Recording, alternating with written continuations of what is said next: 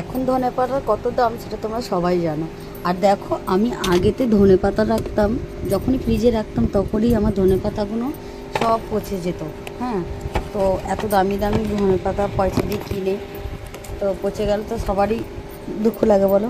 আর তার জন্য আমি একটা মানে উপায় বার করেছিলাম যে এই যে খেজুরের কৌটোটা দেখতে পাচ্ছ, এইটা রোজার মাসে আমাদের নিয়ে আসা হয়েছিল। তো কৌটোটা খালি হয়ে গেছে যখন, এই দেখো ধনেপাতাগুলো আমি এর মধ্যে ভরে মানে ধুয়ে নিতাম, ধুয়ে নিয়ে ভালো করে ঝরিয়ে আর এর মধ্যে ভরে রেখে দিতাম। আর দেখো এরপরে কত টাটকা, মনে হচ্ছে না যে এক্ষুনি আমি কিনে নিয়ে এসেছি বা এক্ষুনি নিয়েছি।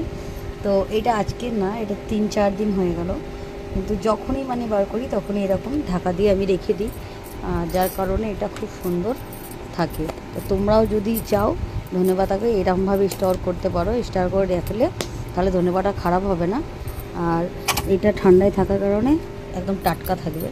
তো আমার এই টেকনিকটা যদি তোমাদের ভালো লাগে তাহলে তোমরা ট্রাই করে দেখতে পারো। আর ভিডিওটি যদি ভালো লাগে তাহলে অবশ্যই লাইক করে একটা শেয়ার করে দিও। আর আমি এখন রান্না করছি ডাল আর হচ্ছে পটল আলু ভাজা আর ভাত করবো, এখানে রাখা রয়েছে।